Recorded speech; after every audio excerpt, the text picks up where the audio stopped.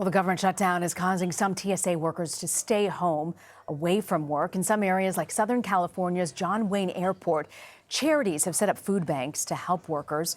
The TSA said nearly 7.5% of the employees called out on Wednesday. Many say financial limitations prevent them from working. Yesterday, TSA's administrator tweeted a plea to employees saying, quote, "You are not alone in this." Some have even called for a TSA strike to help end the shutdown, but federal lawmakers may make that difficult. I want to bring in Joseph McCartin. He's a professor at Georgetown University, specializing in the history of the U.S. labor movement and the author of Collision Course, Ronald Reagan, the Air Traffic Controllers, and the Strike That Changed America. Thank you very much, Joseph, for joining us. I want to start with this, could the TSA employees even legally go out on the strike if they wanted to?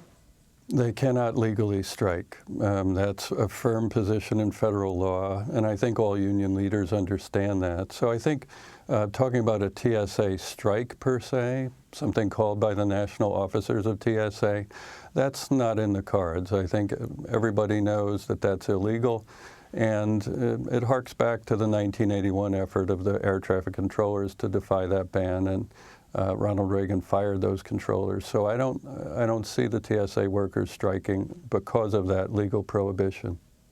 Back in August of 1981, the Professional Air Traffic Controllers Organization actually went on strike. I want to play for you what President Ronald Reagan had to say.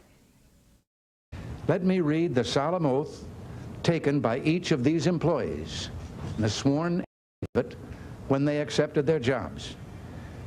I am not participating in any strike against the government of the United States or any agency thereof, and I will not so participate while an employee of the government of the United States or any agency thereof.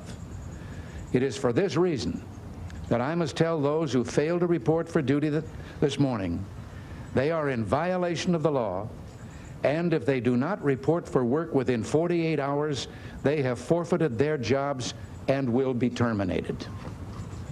End of statement. So did President Reagan follow through on that threat? Yeah, absolutely did. Controllers did not return to work, most of them after the 48-hour deadline had passed. More than 11,000 of them ended up being fired as a result of that. In your book, Collision Course, you argue that the strike really began a prolonged attack on U.S. labor rights. Why is that? Well, the federal workers had no right to strike. Ronald Reagan was within his rights to do what he did.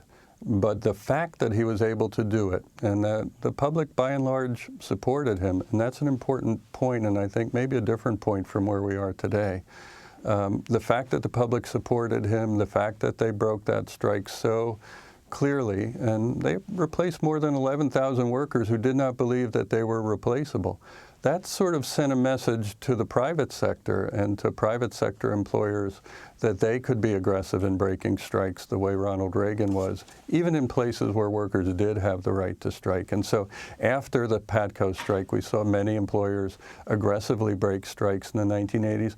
And we saw the strike, which had been an important tool of the American union movement, fall into virtual disuse by the end of the 20th century. So, Professor, let's say that the shutdown continues, and let's say that the TSA and the FAA workers decide they're going to go ahead and strike. Could President Trump pull what Ronald Reagan did, threaten to fire all of them, and be in the right?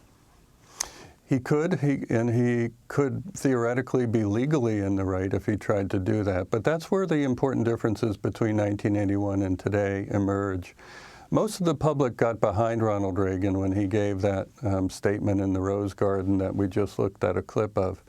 Most of them thought that the air traffic controllers were hasty, that it was not a last resort, that the strike was not necessary, that they were asking for something that was unfair. They wanted a raise at a time many other workers were giving back raises in union negotiations, and we were on the cusp of what was called the Reagan recession. So the public was predisposed to be against PATCO, and I would say even more than the law, what allowed Reagan to fire the controllers successfully is that the public backed him.